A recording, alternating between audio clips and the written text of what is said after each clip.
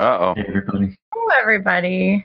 Everyone be respectful, be kind, be the opposite of what we normally are. Okay. Behave yourself. Oh, rats, man, I have to behave myself. Especially you, Jeff. I've seen your file at HR. The first thing that I wanted to say is thank you for attending these webcasts. As always, I think that we take a lot of things for granted at BHIS, and being able to have 700 people show up to do a webcast on Threat Intel, I think is really, really, really super cool. Also, if you're just joining this webcast, we have a Discord channel. If you go into the chat section of this webcast, there's going to be a link, or there already is one, for our Discord channel where you can actually communicate, you can ask questions. We've moved away from GoToWebinar and asking questions within that. I would ask that you actually ask your questions within Discord, because other people in the community can share. And that's really what our goal is: content and community. Creating awesome content for everybody and creating community where people can all come together. So let's talk about threat intelligence. So I love talking about this because the concepts of blacklist, the concepts of enumerating badness, the concepts of penetrate and patch is something that's been around for an exceptionally long time. This, of course, comes from Marcus Random's 6 dumbest ideas in computer security. And the first rule, of course, is default permit. This is a dumb idea. It shows up all the time. The second one is enumerating badness. And today we're going to be talking about enumerating badness and how this industry as a whole is actually going through and still enumerating badness. I'm going to talk about why we enumerate badness the way that we do. But this idea of being able to detect an adversary, detect what an adversary does, is something that is not new. And I think that a lot of people that come into security, they kind of latch onto this idea because you as a human being are constantly wired to think in terms of identifying and enumerating badness. So I've told this story, and I know a lot of you have actually heard this story a number of times, so I'm going to say it again. A human being is completely wired to basically identify things that are evil. Somebody was asking if I can make my slides full screen. No, but we're sharing the slides with everybody. Both Jason and I have the same problem with our screen real estate, and it's a long story. But no, I apologize, Extreme Paperclip. This is the best I got, but the slides will be coming here shortly. In fact, I think we can actually share the slides out through the GoToWebinar dashboard so you can get them as well. So with the idea of badness, human beings have been wired to identify things and then avoid those things, right? By basically avoiding things like certain foods and certain animals, because as we've kind of come up historically, starting with cavemen up, we learned by watching other people die horrific, horrible deaths. So one of the stories I always say is, imagine if we go back to, let's say, 10,000 years ago, right?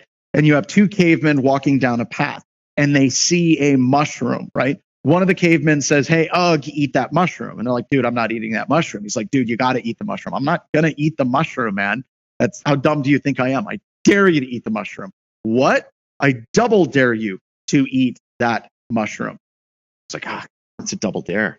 I've got to eat that mushroom. So just like Bible Leader said, I'll eat the mushroom. He eats the mushroom and he dies this horrible, horrible, horrible death, foaming at the mouth. It's just god awful. And his last breath, he's like, "At least I didn't live to see 2020. And he passes away.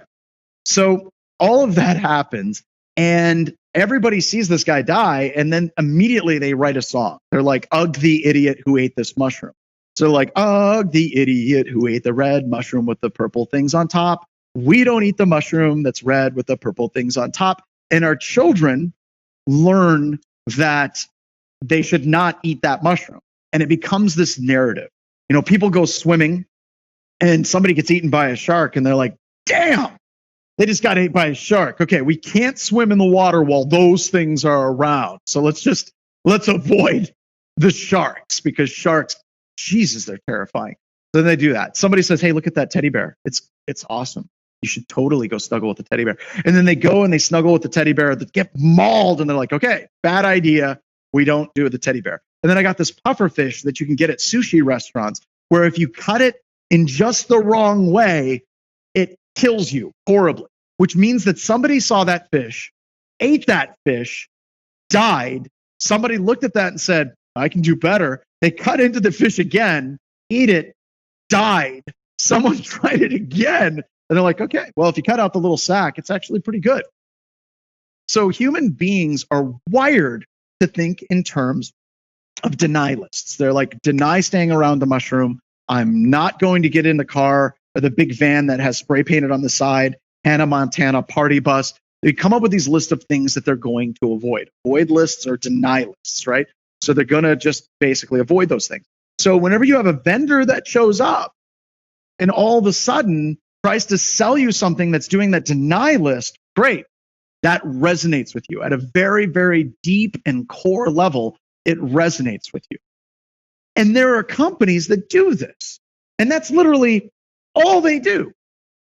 And that's not a bad thing, right? If you're looking at antivirus companies, if you're looking at web filtering companies, their entire purpose is to filter out 95% of the evil garbage that hits your organization. It is literally their job to generate these default deny lists to block you from going to a website, to block this executable from running. And there's some value for this, right? There's some absolute value to this. If you're looking at it in the terms of vaccines, you get your flu shot. Flu shot isn't going to shut down all versions and variants of the flu. It takes a while for those vaccines to be generated, as we all know, right? So there's value in it because it takes away the really, really bad things and it kind of cleans out a lot of the crap. I want you to keep this in mind. It is these companies' purpose in life to generate these deny lists. They're going out to the internet, generating deny lists for executables as well. So basically, I always have this idea of them all getting together like the seven dwarves, and they're like, hi ho, hi ho, hi ho, it's off to work we go. Signatures and hashes all day long, hi ho, hi ho, hi ho, hi ho. And that's what they do, right? They're generating these signatures and they're generating these hashes and they're identifying these strings. And there's literally thousands, tens of thousands of people. That is their job. And they're constantly updating these strings and these hashes all of the time. And that's what they do. And this is important.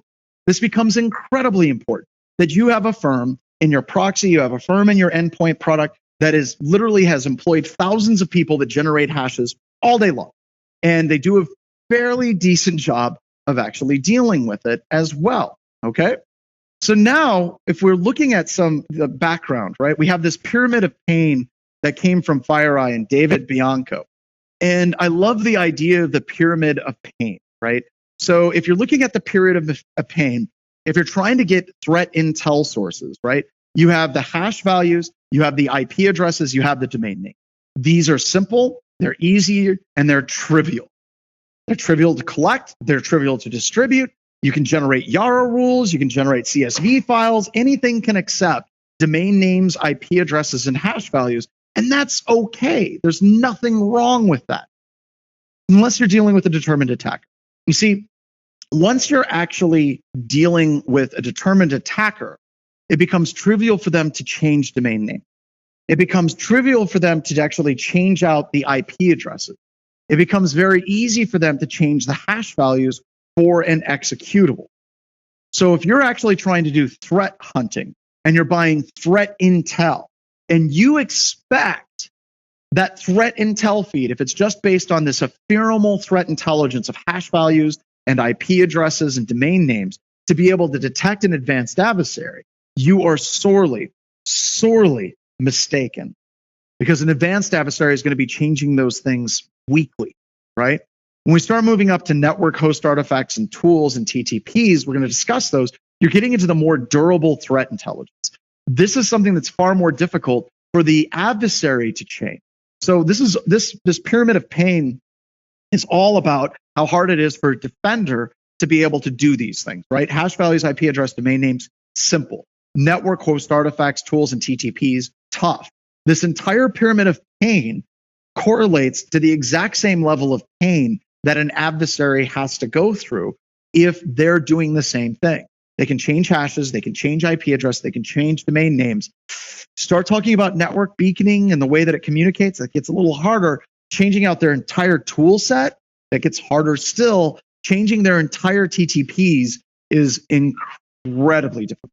So a little bit of background information. I was talking with one of my friends who works at Cisco, and they do threat intelligence. He's on a threat intelligence team. And he was talking about how they do threat intel for pen testing firms. So they learn how these different pen testing firms run and do their jobs. And they notice that a lot of pen testing firms, they run the exact same tools, techniques over and over again with some slight modifications. And I asked him, well, what do you do for BHIS? He goes, you guys are like crack-addled squirrels. Like, you guys are doing like 19 different things all the time, different tools, different techniques. We see custom stuff. We see stuff that's being used all the time and then it's being modified. So we're all over the place. So that's good and it's bad.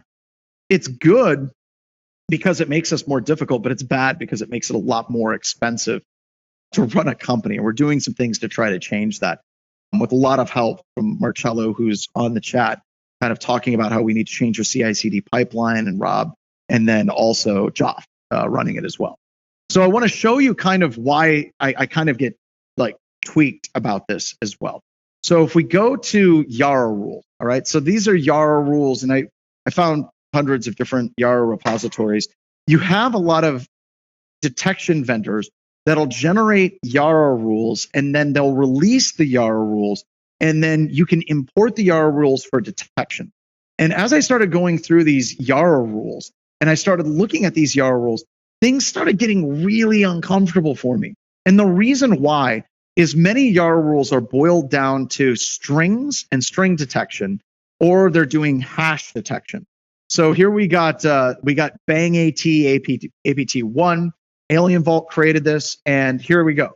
We have a string, we got Superhard Corp, we've got another string, Microsoft Corp, we got another string insert, we got another string delete, we got another string end, we got another string where we got Bang, open bracket, at symbol, close bracket, key, we got SID, end binary output, X write process memory, password protected sites, PS Storatech or PS Storatech, whatever, DLL. And then it says the condition for this particular part of this Yara rule to fire is all of those strings have to exist in executable. So if you were APT1, what would you do to get around this detection? You just change one of the strings. That's it. And there's thousands of these Yara rules, and a lot of companies will share these Yara rules publicly, and I think that that is a great service, and I think it's wonderful that they do that because they're trying to do better. But we can't think that because you have this string, you've just shut down APT1. Now it's cool. I got APT1 covered. I got a Yara rule that covers everything that they do. No, you don't. Because this is basically what they did to detect APT1 in one specific scenario. It's not exactly what they're going to be using today. Now, I'm going to talk about Florian quite a bit, especially whenever we start talking about the Sigma project. But one of the things that Florian brings up from the Sigma project that I think is valuable is he says whenever you're generating rules for like a SIM or something like Sigma, generally what you do is you very quickly create a triage rule where you go through and you say, here's the strings, here's the hashes. And then you go back and you try to write a more durable threat intel or Yara rule or Sigma rule to be able to detect that specific tool rather than just looking for just a string or just looking for just a hash. So if you're using strings and hashes and domains, you're going to use those and you're going to use them for a very short period of time is kind of the goal. So can you spot the problem there? Next one, let's try again. So do you see the problem here? So here we have this write-up for this particular piece of malware, and they went through and they said, if it's this hash, catch. If it's this hash, or this hash, or this hash, or this hash, or this hash, yeah, then we're going to be able to detect it. This is actually a .ioc. It is not just a Yara rule. So this goes back to the problem yet again of using just hash-based definitions. And it's really, really frustrating for me that companies are purchasing threat intelligence feeds and they're spending thousands and thousands or hundreds of thousands of dollars on these. And it's merely a collection of hashes, and it's merely a collection of Yara rules that are looking for strings. And this is ultimately why we need to get away from this. Something like 90% of what you get out of a threat intelligence feed is garbage like this. And I get a little bit frustrated with it, and people don't quite understand why I get frustrated with it, but I want to explain. So I did this whole thing where I'm like, conversations with John. And I went and I Googled Google image search pompous ass. Because anytime you're like, well, here's some conversations I had with people, I sound like a pompous ass. And it turns out there's a wine company that is called Pompous Ass, which I think is great, right? So here's the first conversation that I get. Companies, right? They say, so what we're going to do is we're going to take these threat intel feeds from multiple sources, correlate the hashes and IP addresses to find evil in our network. Okay, a simple question. So you mean like your antivirus, IDS, IPS, firewall, and proxy vendors do? Yes, we're going to do exactly that, but we're going to do it better. Okay, so let's go back to the slide of all the vendors that are out there. These vendors spend millions of dollars on research, development, and teams that do nothing but slave away all day long generating hashes and signatures for malware, for domains, for evil IP addresses. This is literally what they do. And to come back and say, well, we're going to start doing this from scratch and we're going to incorporate this into our environment is, I don't want to say it's dumb, but it's dangerous, right? Because it's taking this tremendous amount of work, effort, and time, and you're putting it into doing something that is already done for you. And further, a lot of those IDS, IPS, AV firewall vendors are repackaging the exact same signatures that you're buying from them in their product, and they're selling them to you in YARA rules. So they literally get paid twice for the same crap. This isn't good. Or they're selling it out the back door to other vendors who then resell you the same stuff that you're already buying. So this is really frustrating for me because I see organizations put a tremendous amount of time and effort into things, and there's so many better things that they actually could be doing. So let's talk about conversation number 2, because this comes up all the time as well. Someone comes up to me at a conference and they're like, look, dude, I just want you to know that I know you hate threat intel feeds, but this one time last year, we ingested a bunch of YARA rules and we caught an attacker with them. Congratulations, that's fantastic. From the very bottom of my heart, and I'm not saying this with any sarcasm whatsoever, good for you. That is amazing. The ability to take those YARA rules and then basically disperse it across your SIM, to disperse it across something like Tanium, to be able to integrate that in an environment shows amazing skills, and you are truly brilliant. And I want to make that clear.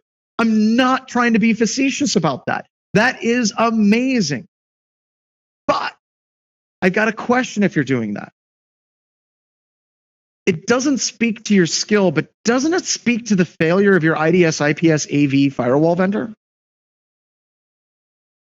I think that that's what's missing here, is we're putting all of this time and effort, and we're doing it because a lot of the IDS, IPS, AV firewall vendors, they miss things. And then we mistakenly believe that we have to go through all of this work and effort to start catching things. And you may catch things, but you are not going to be able to compete with the hashes, the signatures, the domains, and the IP addresses that your vendors are already doing. You're recreating blacklists, folks. You're going back to, deny lists. You're going back to the same mental trap again and again and again. And we know that it doesn't work, right? So you can't replace a team of thousands of people. They may mess up, but that doesn't necessarily mean that you need to be doing that job on your own, okay? So there's things that we can actually do, right?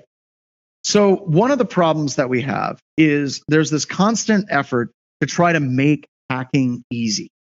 Vendors go out and they try to make it simple to do a pen test or to automate a red team.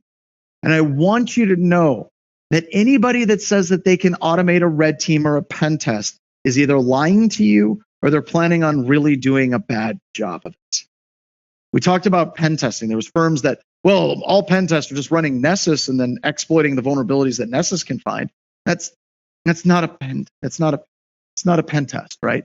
And red teaming. Well, we're going to throw a little bit of automation on the front, we're automatically going to identify targets, and then we're going to exploit those targets, try to move laterally through a number of different techniques. No, that's not how red teams work, right? But the reason why this comes down, and this is a problem, is we're constantly trying to oversimplify security. And we're oversimplifying and attempting to oversimplify security because we don't understand it, number one. And number two, if it can be oversimplified by a vendor, they can sell you something. If I, as a vendor, come to you and say, I have this magic product that's going to solve all of your security problems, but damn, is it going to suck? It's going to be a really hard product for you. And yeah, there's going to be false positives, lots of false positives. You're going to have to spend weeks going through and filtering out those false positives. It's going to be hard. You're not going to buy that product. You're going to go over to the wonderful salesman who's going to be selling you snake oil. And I don't mean you guys specifically, but you know what I mean. It's just, we always try to go for the easy button. So this leads us to the MITRE problem in this specific gift. I think that MITRE is, without questions, one of the best things that has ever happened. It's one of the best things that has ever happened to the industry, okay? And that's why I have this gift. There was a bunch of people at the beginning when MITRE Attack Technique Matrix came out. We got excited, and we took the MITRE Attack Technique Matrix and we shared it with the world, with other people and our friends shared it. It goes out, and then all of a sudden, bam, it's snapped and it's eaten by an alligator. And what do I mean by that alligator? Well, when we started looking at the MITRE Attack Technique Matrix, we had this amazing capability to create a taxonomy of classes of techniques that were being utilized. And we had representative samples of what those attacks actually look like, right? And there were some horrible things that very quickly jumped from the MITRE Attack Technique Matrix, and it immediately ingrained itself in the industry. It ingrained itself in the industry in endpoint products. It ingrained itself in the industry for vulnerability management. It ingrained itself in the industry. We even use it for AI Hunter. We talk about the 2 columns C2 and data exfiltration, and it became the standard bearer for everything to be stacked up against the MITRE Attack Technique Matrix. And the issue that I have with that and how it ties into threat intelligence is we started playing some game, right? So the first problem we had is, this is what Bryson talks about at Scythe, is he says we need to stop playing attack bingo. And this is literally where you're looking at a lot of threat emulation vendors whenever they're dealing with MITRE. And they go through and they start basically listing out all the different techniques that their tool does, right? So if we go to the attack matrix and we go to the enterprise, they'll color code this and they'll be like, well, look, that 80% of it is green and it's covered by our tool. And people are like, well, great, your tool covers 80% of the MITRE framework, then we're secure. That was not what we wanted, right? We didn't want people to start playing bingo with going through and saying that their tool covers everything in the MITRE Attack Technique Matrix, right?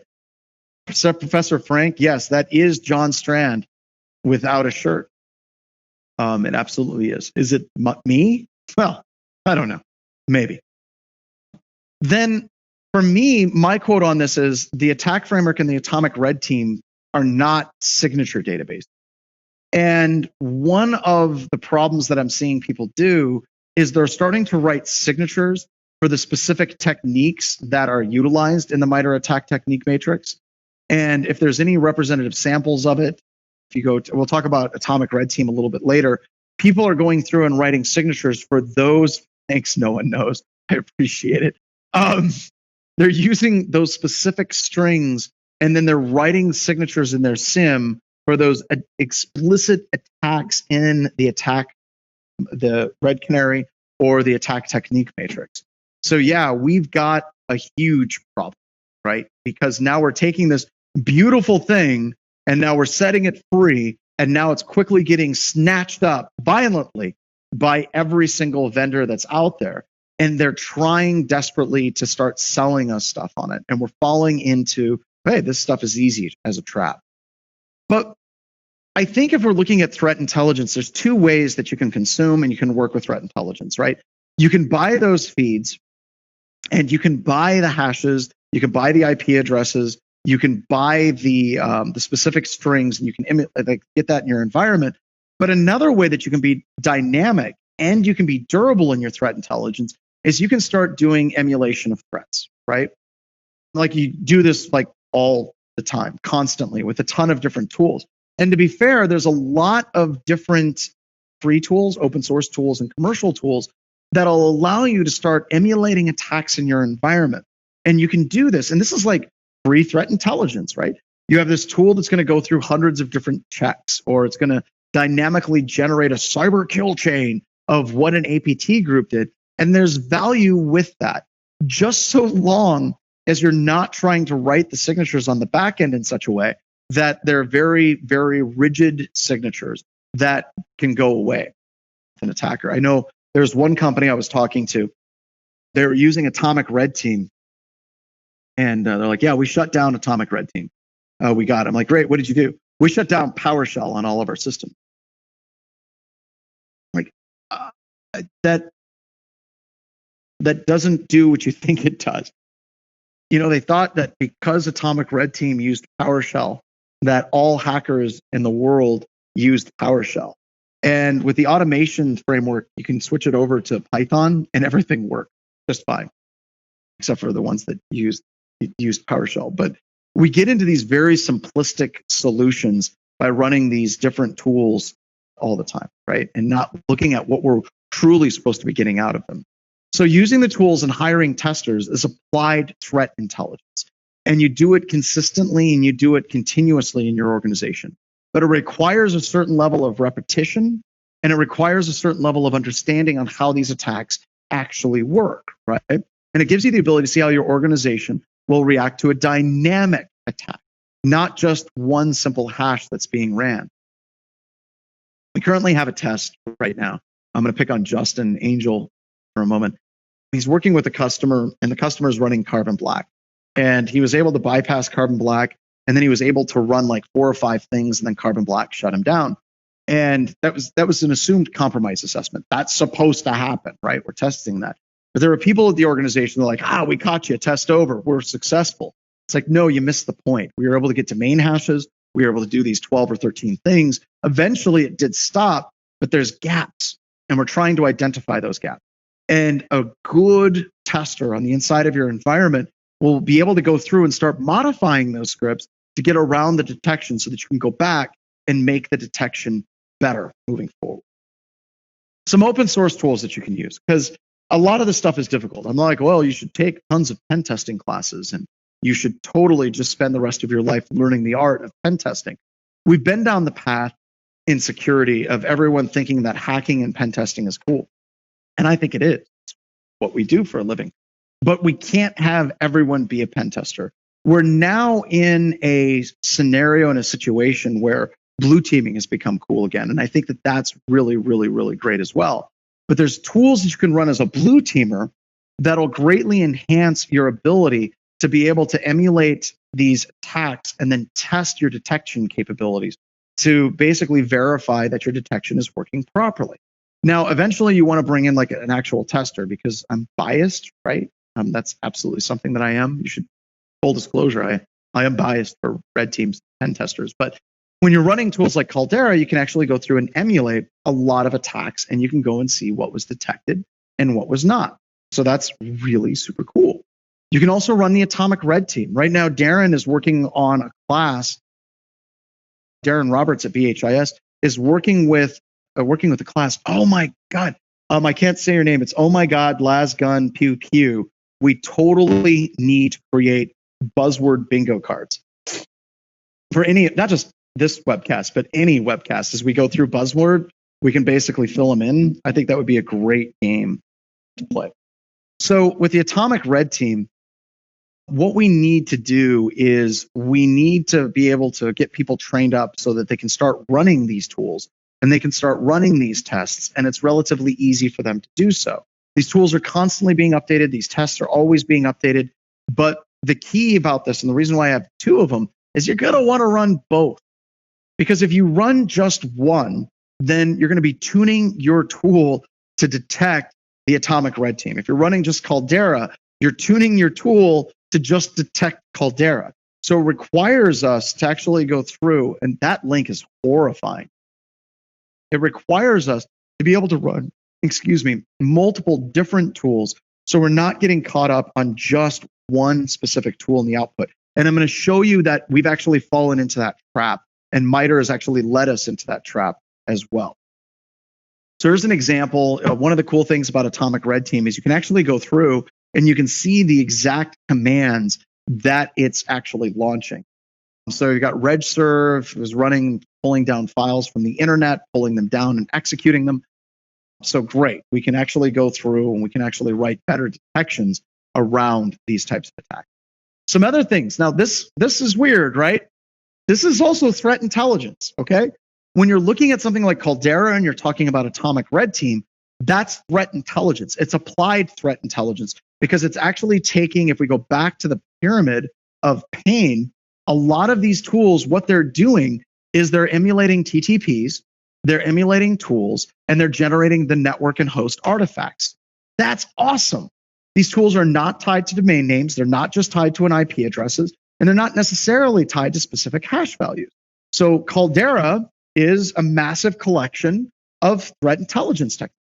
If you look at the Atomic Red Team, it's a massive collection of threat intelligence techniques, and you can test it in your organization. And the same holds true for PlumHound.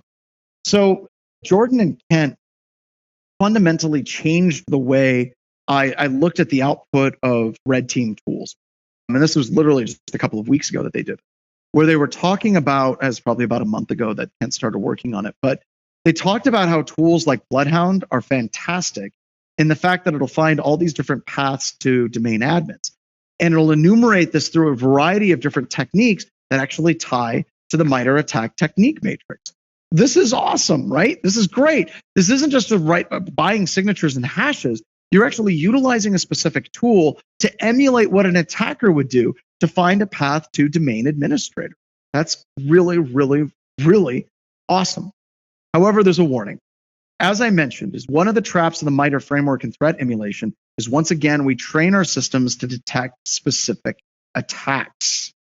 And most of these techniques, when we look at the Atomic Red Team and we look at MITRE, they're representative attacks. That's why going through with multiple different tools, multiple different techniques, multiple different emulation platforms is so incredibly important, because now we can start to learn about a few modifications that can be used to easily bypass detection, and generating these campaigns is also critical. And yes, there are commercial offerings. You should look at a commercial offering. We're talking about the BAS product space. You got Attack IQ, you got XM Cyber, you got Scythe. You should look at these tools and try to find a way to incorporate these tools in your environment. Now, as usual, what I recommend is start with free tools like Caldera, start with free tools like Atomic Red Team, prove that there's value, and then start looking at the commercial tools and kind of standing those up in your environment as well.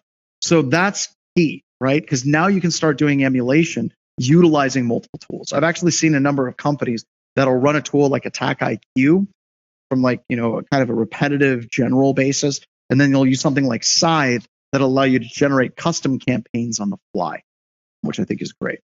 So I mentioned a trap, and I mentioned that there is, in fact, a huge problem with this. Problem is the MITRE attack evaluations.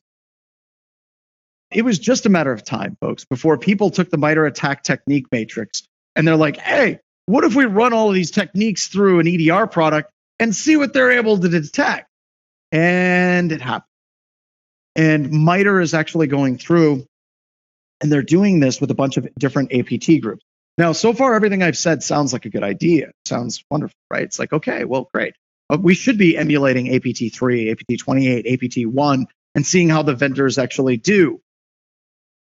But when you go beyond that surface and you start picking into it a little bit, we have a problem. And I want to make it clear, I don't believe the problem is necessarily on MITRE's side. I firmly put it on the hands of the vendors, all right? Also, MITRE went out of their way to say that they did not want to declare any winners. They didn't want to go through and say that this particular product is the best product, it had the most coverage, the least coverage, because I think the people at MITRE are inherently smart. They're very good at what they do. And they knew that if they went out and they started calling winners like Carbon Black or CrowdStrike or or Cylance or Cyber Reason, if they basically started doing that, by the way, no one knows I hate you. That is a horrible picture. Look at me, I'm a hacker. They knew that falling down that trap was going to do nothing but get them sued. So they didn't even bother. So they've got a number of different detection categories like none, telemetry, MSSP, which is a bit weird. The MSSP thing was a bit disconcerting. I'll explain what that means here in a second. General, the tactic, and the technique, and then they also had enrichment categories and things like that. MSSP bothered me because what happened is if the tool missed it, but then an MSSP that the tool is sending data to caught it, they're like, oh, that's a DTEC, because an MSSP was able to fire it off. And the reason why this pops up as an issue is with a lot of the vendors, they generate a tremendous amount of telemetry. And then in addition to that telemetry, they generate an alert. So they'll pop up and say, look, there's some evil malware on that computer system. You need to do something about it. And that's an alert. But then they'll also generate what processes are firing, what IP addresses are being accessed. And then they can send that they can send that data to an MSSP where they can do further signature analysis on it. And yes, that actually qualified as a possible DTEC for some of these vendors. So did it actually work as well as people thought it did? Well, let's actually look at some things. So this is a great tool that was created by Josh. He works at Forrester. And I want to show you this right here. By the way, have any of you actually used the new Microsoft Terminal?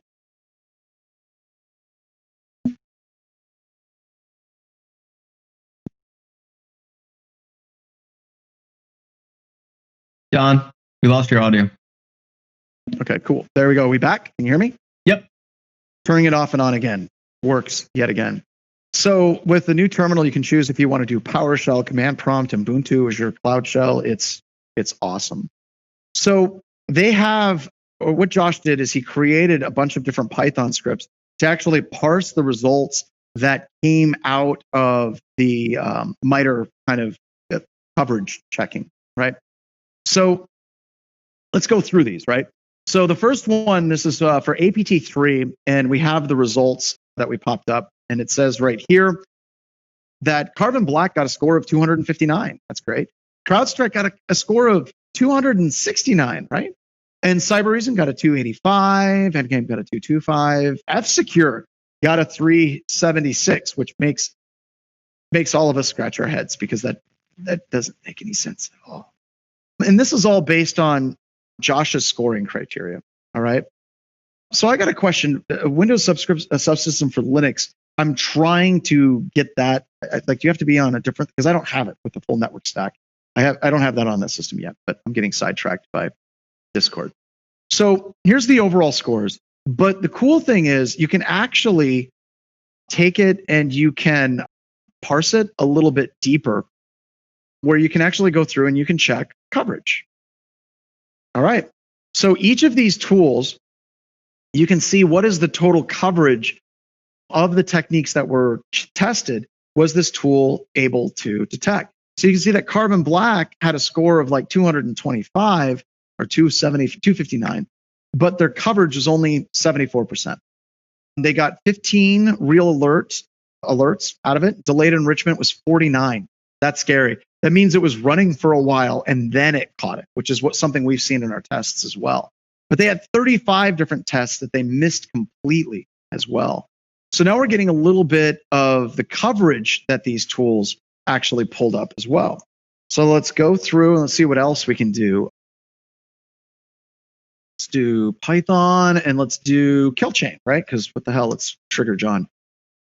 This is basically where something kind of popped open for me, and all of a sudden something that happened in the industry started making a whole lot of sense.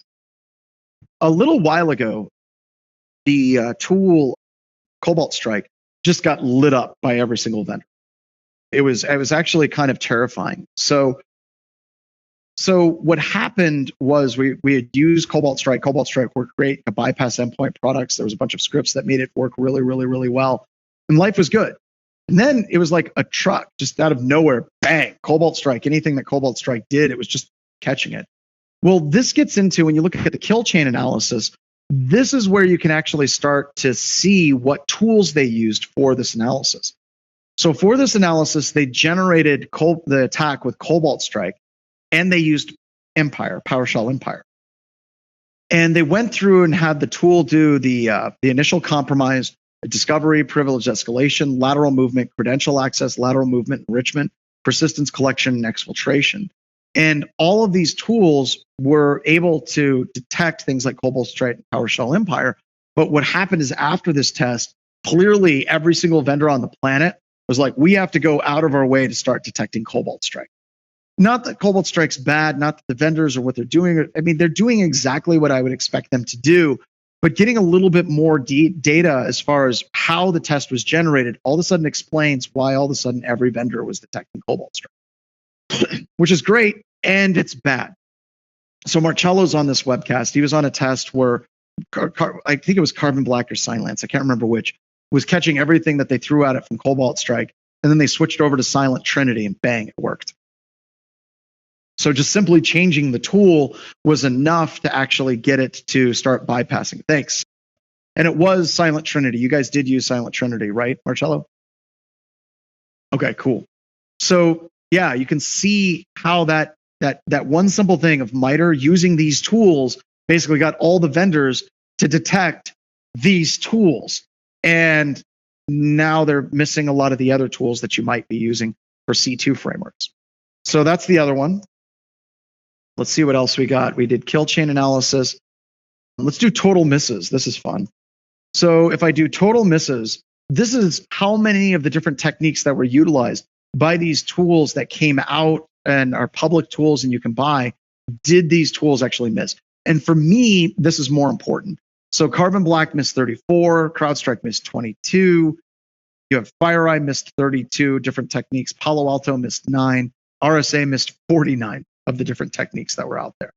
So if we're going back to how does this tie into threat intelligence, this shows and highlights the importance of running multiple different tools and being able to test these tools in your environment, and then being able to test your endpoint protection, your SIM protection's ability to detect the techniques.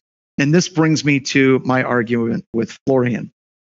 Like I said, I have nothing but tremendous mad respect for the Sigma project and Florian and everything that they do. Just we have a difference of opinion whenever it comes to these different attack tools. Richard Bateslick disagrees with me, and I consider Richard Bateslick to be a friend. We've taught 2 separate classes at Black Hat for years, and I really like Richard a lot. But their take on the industry is pen testing firms should not be releasing offensive tools to the public. And I believe that there's some validity to their argument. I disagree, but I can't just look at their argument and say, well, that's just stupid. Because a lot of the open source tools are being used by adversaries. However, one of the things that I fundamentally believe in, and I say it all the time, is things are only fragile till they break. And once things are broken, then people start making things better. And we should be trying to break everything.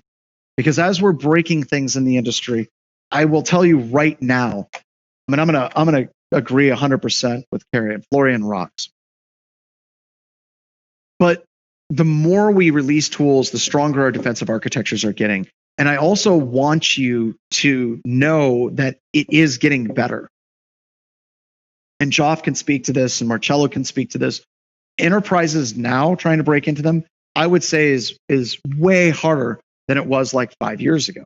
Is it super easy? No. Is it like impossible? Still no. It's just harder. Okay. And we're seeing that improvement. And I fundamentally believe that we're seeing that improvement because of tools like Metasploit. I believe that we're seeing that improvement because of tools like Silent Trinity, because of offensive tools that are being released to the public. And then you as a defender can run those tools and see how well your organization actually detects it. And I will also tell you that a lot of these security resources in the offensive side, we're releasing our tools on GitHub where anybody can get them. And that is a double-edged sword. That means that you can get it and you can run it in your environment and test how susceptible to those techniques you are. but the adversaries can too. The thing that I am terrified of is if offensive teams go back into the dark ages. And I feel like a lot of the people, and I don't know necessarily about Richard. Richard's been around a long time. Back in the dark ages, before Metasploit and everything that HD Moore did, all of the tools and techniques were completely shared on shady sites online. And they would work forever because no one was aware of them. No one would actually see them. And those tools would continue to work. You don't want us back in the dark. You don't want us in the basement. You want us sharing things with the community as much as we possibly can.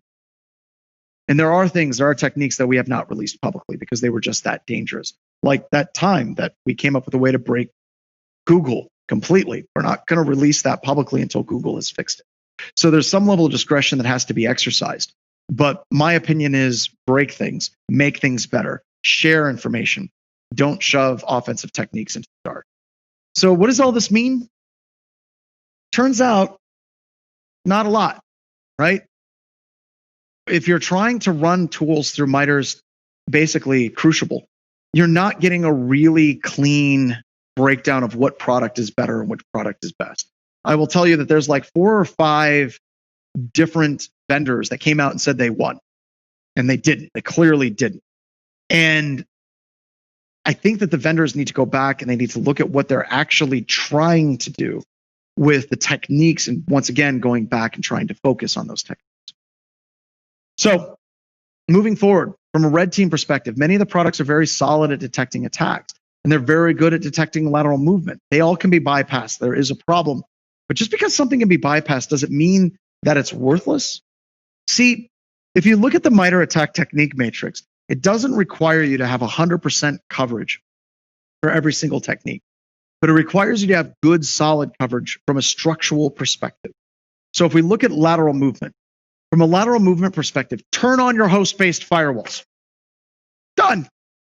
This doesn't require you to go and buy an EDR product and then go through and make sure that it's going to detect AppleScript, application access token, application development software, COM, exploitation of remote. No. Turn on your host-based firewalls. That is an amazing way of being able to take care of this from a structural perspective. Credential access. We're doing credential dumping. We're doing brute forcing. We're doing password spraying. We're doing Kerberoasting. Get a SIM that supports detecting these attacks with user and entity behavioral analytics. And then, I'm just throwing this out there, don't just look at it and say, well, that's a lot of false positives. Work through those false positives. Actually tune that tool. Dear God, it's your job. Do that. And then you're going to take out that entire column. All of a sudden, if you start looking at these from a structural perspective, rather than a single point like signature-based perspective, all of a sudden your defense gets much, much better very quickly. Now, there's some frameworks out there that'll actually help you evaluate your ability to detect these various attacks. The DETECT framework really is like the other side of the coin of the attack technique matrix, where you're going through and you're creating detection capabilities, and then you're rating those detection capabilities in your environment. And that's just beautiful. So we can look at the attacks, that's right, but we can use DETECT to actually pull things in. And a big part of DETECT is looking at your data sources. How do your data sources feed into your overall environment?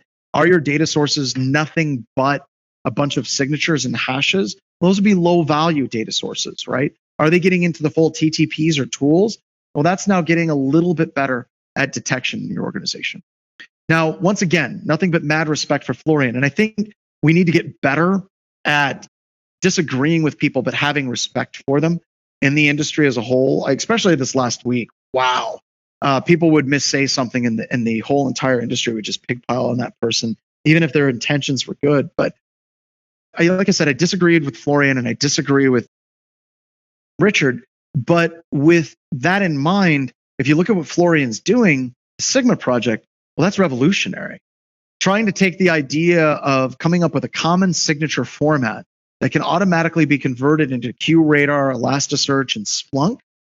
Why the hell haven't we done this before? It seems like this was a good idea that we should have been doing 20 years ago. We did it with intrusion detection signatures, right? We went through and we generated a signature base for Snort And now every single IDS system on the face of the planet can work with snort signatures.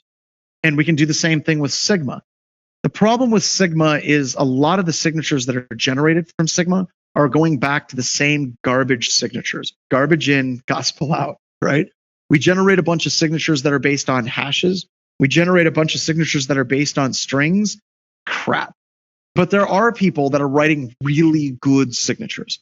And another set of things that I love about Sigma is we can set tags. We can give it the specific techniques that are being utilized, the category as well. And we can talk about what the inputs need to be. It needs to be Windows Sysmon, Event ID 7. This is a signature for Mimikatz.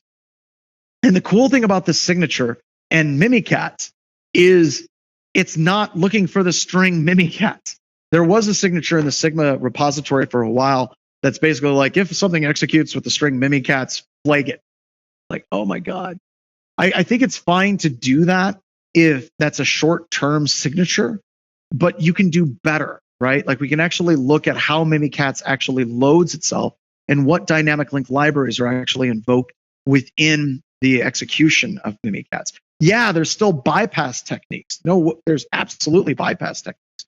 But now your bypass techniques are way up here at the top of the pyramid, and it's not just going through and doing a signature-based detection on it as well. So that's cool, right? And one of the things that we're working on, we brought Rob on. Oh my gosh, we got a new cool. What is this, Uncoder? You see that? I'm clicking on random links while I'm presenting. This is going to end. Okay, so this is SOC Prime. So this is Florian too. All right, cool. So there's a cool link. I want to add a reaction to it. I'm going to give it a thumbs up. I hope you all thumbs up it as well. That's great. But it takes your SIM. It's basically a way of handling your different SIM saved searches. So that's fantastic. Thank you very much for sharing that. Here's where you can get Sigma. I've got it in the notes down here. And I'll just copy that and paste that as well. So you should be checking that out. And I really think that this is going to be one of those things that's going to rank right up there with snort signatures. It's going to rank right up there with what's happening with the MITRE attack technique matrix. Once we can come up with a common signature base, we're now at the point where we can share information across teams a lot faster. It's not just like, well, here's the Splunk search. It's now something, here's the signature that works in all the SIM, and you can implement them and convert them, right? Another cool tool is the atomic threat coverage, right? That's basically tying together the attack technique matrix, Kibana, Sigma mitigation techniques, and then simulation and trying to do the signatures of that as well. So there's some really, really cool tools that are coming out. The problem is with all of these tools, I will say that any of these different projects that are out there, you're definitely talking about innovators and early adopters. They're basically designed for people that know what they're doing, for people that have time and have the technical capability to actually jump in and run things like simulation with Atomic Red Team, being able to stand up Kibana, being able to handle the signature input with something like Sigma. We need to be able to pull that all together. And right now, there's no commercial vendors that are doing a good job of this. And I think that's one of the goals of SOC Prime as well. So here's the atomic threat coverage and how it ties together detection rules, logging policies, triggers, and response playbooks as well. I will tell you that historically, when something like this comes out, I'm going back to tools like ACID and BASE. When these tools first come out to try to tie this together, usually they're very neat projects, but they tend to be brittle. And they tend to be tools that tend to break down and projects that tend to break down. And they take a lot of love, care, and feeding. So try it, use it, understand it. There's going to be commercial tools that'll be coming out. And hopefully this project will just continue getting better over time. Now, PlumHound. I've seen it pop up a couple of times. This also ties into threat intelligence, right? If you can run Bloodhound and you can look at all the different techniques that Bloodhound uses, that's applied threat intelligence, folks. It's not just signatures. You're getting into that TTP part of the matrix, the pyramid. So here you've got, these are all the different things that Bloodhound checks for. Domain users, Kerberoastable users, workstations with RDP, GPOs, shortest path to domain administrator. We have a bunch of techniques that map to the matrix over here. And the problem was it was specifically built for pen testers, right? To basically tie things in. Oh, Extreme Paperclip is asking about ACID and BASE. ACID and BASE was both of those projects were basically web front ends for snort alerts. So that was pretty cool back in the day. So with this in mind, these are techniques, and you can actually run this tool and it gives you a great output. Unfortunately, it gives you the output that's really dedicated to a pen tester. So what PlumHound does is it actually takes that output and it parses it into specifically what are the things you need to look at. What are the specific accounts that have issues? What are the local administrator accounts, indirect user to local administrator accounts, local administrator groups, group to count of local admin rights, and tying all that Kerber roastable accounts as well. So this is a tool that basically gives you threat intelligence that you can directly tie into writing signatures for your SIM, number one, and then also locking down and hardening your organization as well. All right, RITA. It'd be remiss if I didn't talk about RITA. The whole idea of how we came about with RITA is to get away from signatures and just doing IDS, signature-based network detection, which was failing because of encryption, which is failing because of obfuscation, encryption inside of encryption. It was basically a problem that was showing up again and again and again and again, and people weren't detecting our command and control over here or data exfiltration. So we saw a gap, and we released a tool to the public that actually does this type of analysis. Now, is it 100% false positives free? Hell no. I'm not going to lie to you. Jeez, it's horrible. But what happens is all of a sudden a lot of automated malware command and control and data exfiltration techniques basically pops up to the top. And yes, and now supports JSON logs, which means it now integrates a lot cleaner with the security onion as well. So this is fantastic, and it's free, folks, because we're trying to get away from that threat intelligence of just a rigid signature-based detection in an organization as well. Finally, note on honeypots. I've done a number of presentations on honeypots, but if you're looking at honeypots themselves are great threat intelligence. And it's also durable threat intelligence because it's threat intelligence of what is attacking your network right now. Not about what happened at somebody else's network a year ago or 4 or 5 months ago. It's what happens right now. And also ADHD is free as well. We're going to be updating it here in a second. Not in a second. In the next couple of months, we're going to be updating it. We're going to be converting a lot of the tools to Python 3 and getting it on Ubuntu and a more recent version of Ubuntu.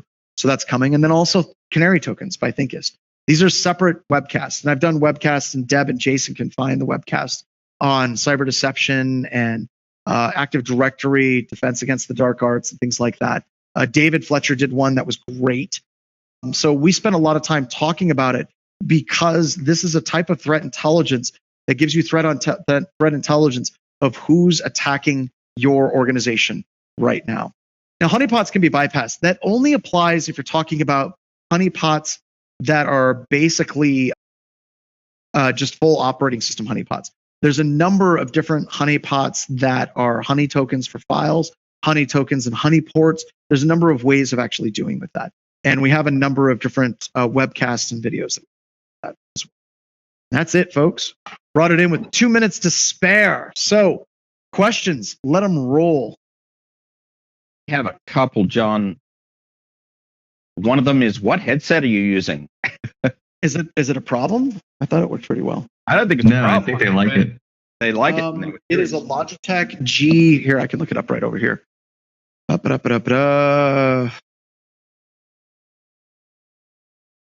to audio.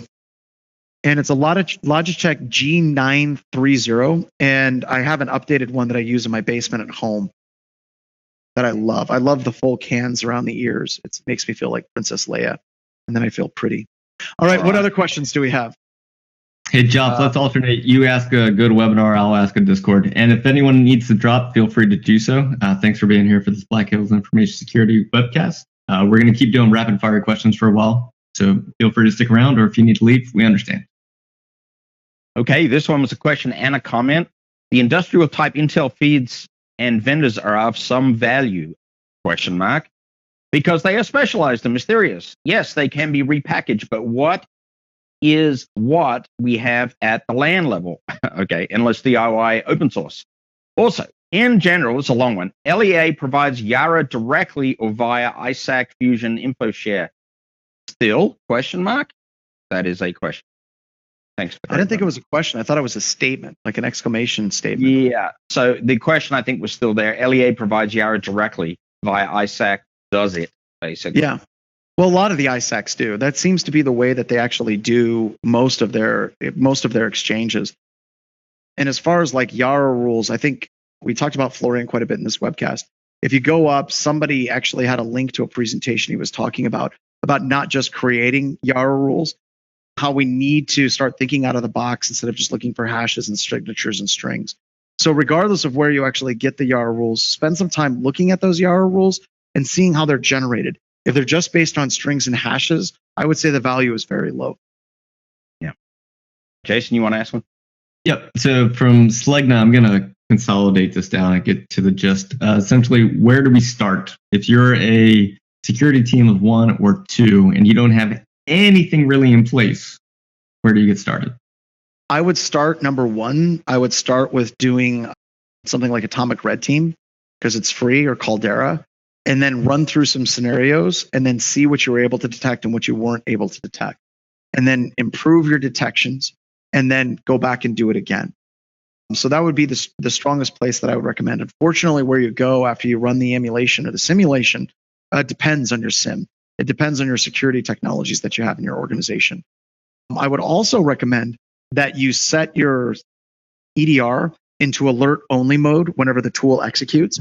So whenever it does execute, you get a nice big running rule book of what it would have stopped and what it actually saw. Because you don't want it to go through and stop at the first technique and shut it all down. That doesn't tell you much. You want to basically pull it back and have it alert, but see what it would have alerted on, then do that correlation and fusing of what techniques were tried and what alerts were generated, and then work on generating better alert and detects.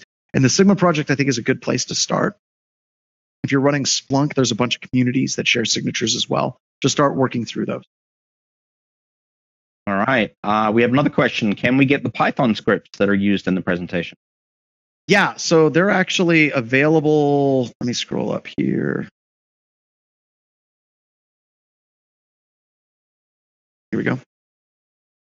Let me share that link with everybody in Discord. And there they go. And then I'll post it in GoToWebinar. Thank you. So if you look in the chat and GoToWebinar. All right, next question is, so for people who learned about a lot of new tools today, what's a great way to get up to speed on a tool that you just learned about? Just build a lab and start playing with it and break it. A lot of the stuff that we're talking about here, there's some people that are bringing up use Elasticsearch SIM. Elastic SIM is free and basic. I think those are good ideas, and I'd recommend starting to play with those as proof of concepts. Unfortunately, just saying, hey, we're going to replace Splunk that we've spent millions of dollars with something like Elasticsearch, that's a hard political sell. But Jason just shared out a video that we did on building your own home lab. And I would recommend starting there so you can actually do full packet capture off the network. And you can actually capture the logs into an Elasticsearch instance and start playing with it. Okay, another question. Do those JSON files that you were showing sort by the actual attack ID? And if so, can you put them into Attack Navigator? I think you can. I don't know what JSON file they're talking about. There was a couple. You're talking about the ones from Sigma? I believe that was when the question was asked, yes. Yep. And then Extreme Paperclip posted this out again, a great online tool for translating Sigma rules into whatever SIM you have. And you can post any Sigma rule into the site and have it translated to Splunk. Sigma itself also has that capability. The uncoder just makes it a hell of a lot easier. It's very, very cool. Okay. What about sticks for Intel format? Have we addressed that? There's a number of different formats. There's sticks, there's Yara. It doesn't really matter all that much because a lot of the tools actually support a number of the different formats, especially whenever you're talking about like SIMs and threat intel vendors. A lot of them will accept a variety of different signature formats. Why exactly we have so many signature formats, I have no clue whatsoever. But I see Yara being ingested quite a bit more than I do sticks. I do see sticks coming from a lot of the different like ISACs that are out there for sharing information as well. And Aaron is volunteering to testing updates for ADHD. Happy to test out new features. So thanks, Aaron. We're gonna take you all up on that. I've got to get it ready for the Black Hat class. All right, Jason, over to you. Yeah, how can I simulate user traffic inside network? What is your favorite tool you prefer? Actually, we have a tool. I don't know if Kent is on, but he has a tool that generates. It basically goes to the Alexia Top 100, and it pulls a random site out of the Alexia Top 100, and then it opens up Microsoft Edge. It surfs to that website, and it then just closes it after like 5 minutes. I can't remember what the hell it's called. We can get that link to everybody, but it's Kent. I don't even know what his GitHub repository is. I feel awful. Usually he's here. But yeah, he has a tool that generates that traffic. And there's a lot of tools that automatically do it. There it is. Deb got it. So let me pull the actual tool. It's called White Noise Web right here. Copy and paste. Done. There it is. Okay. And I'll add it to GoToWebinar chat. And Ty asked, from the Red Team technical side, how does one learn to grow and improve? I'm starting from grade 1. Where do I start? I think you've already started, Ty. I will jump on that. You need to come to our rep presentations. We like to give out a lot of information. I also would highly recommend reading Black Hill's blog. We have a tremendous amount of information there, plus past webcasts. And then if you're in the business, you may want to investigate some training opportunities, both with us and many other fine organizations in the industry.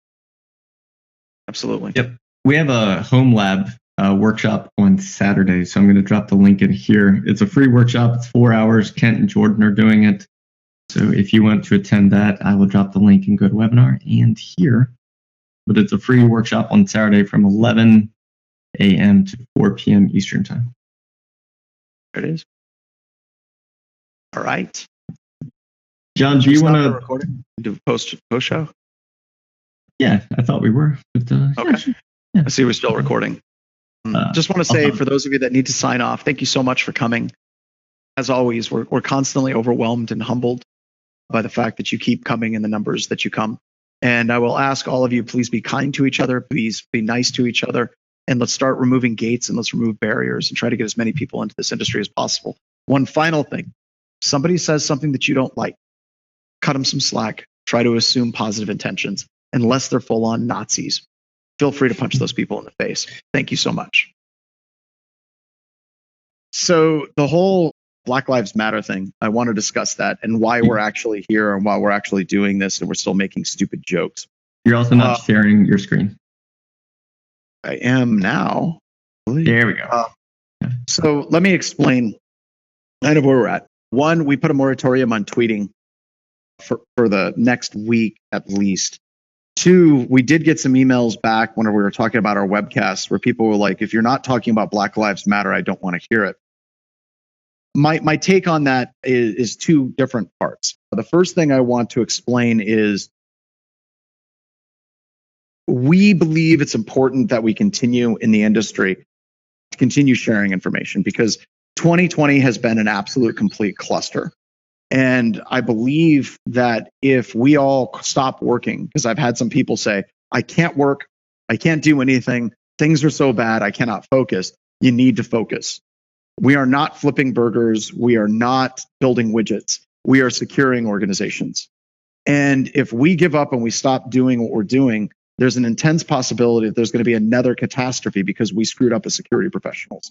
So as much as all of us just want to crawl into a hole and just stop doing anything, it's important that we continue pushing forward, especially in this industry. So by doing these webcasts and what we do, it is a huge part of us giving back to the community and making sure that people can continue to learn in computer security. To that note, we spent a lot of time discussing how we can actually address a lot of inequalities that exist in our industry and in our country today. And there's been a lot of conversations about scholarships for underprivileged parts of the community. Talking about Native Americans, talking about women in IT, talk about Native Americans. And I think that that leads into a problem. Whenever you're looking at this as an issue, the biggest problem that exists for underprivileged and underrepresented groups is gates. If you're an African American that's growing up in the inner cities, if you're a woman that's just trying to get involved in computer security, there's a ton of gates and barriers that are there to keep people out, just by the very virtue of what they are. That gate and that barrier could be the cost of training, could be the availability of training, could be the availability of the knowledge that exists in this community. And instead of actually addressing one specific group and saying, we're creating a discount for African Americans, we're creating a discount for women, we're creating a discount for people that are underprivileged, Native Americans, you name it, we're doing something completely different whenever it comes to handling that. So I have on the screen an intro to security class that I've been working on for the past few months. We're starting to do more training at Black Hills Information Security. And one of the things that I wanted to do is create an introductory class that was basically 2 days or 16 hours. And it got the basis and fundamentals of what you really need to know about security without getting into here's how AES works. Because there's so much time and effort that's put into intro to security classes for things that don't freaking matter to try and secure a network. Policies and procedures are important. That's great. But all those policies and procedures are built upon foundations. And with that in mind, this was going to be a class that we were going to charge for. But in light of recent events, what we're actually doing with this particular class is we're trying to remove the concept of gates.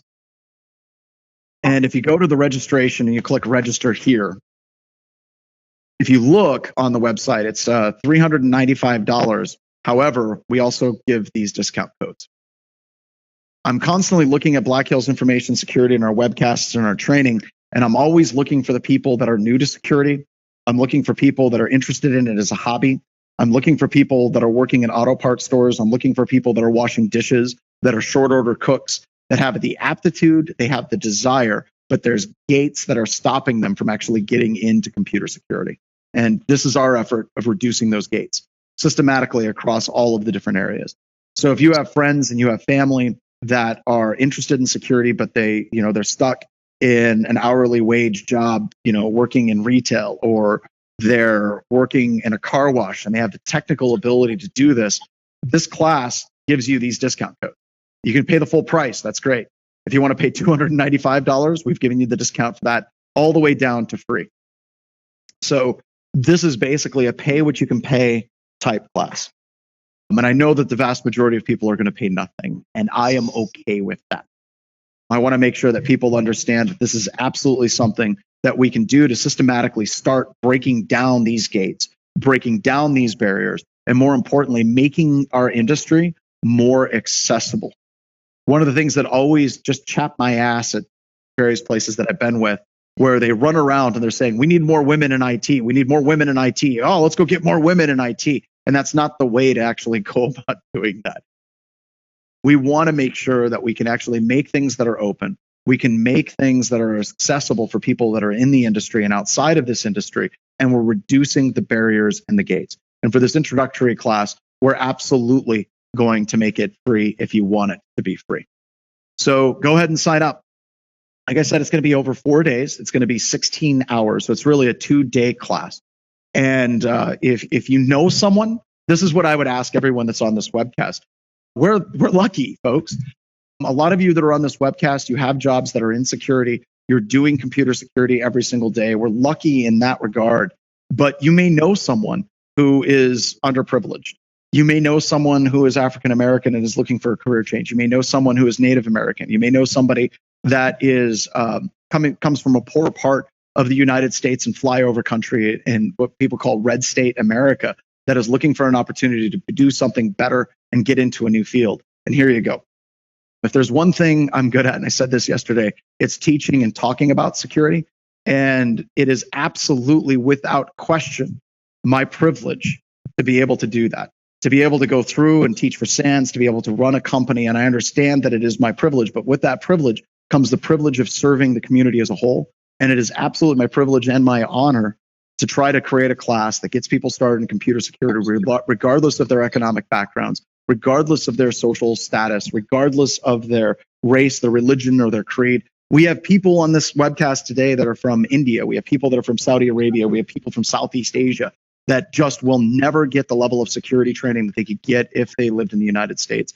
And we're opening that up. So the best way that you handle dealing with discrimination is by reducing barriers and reducing gates. And this is what we're trying.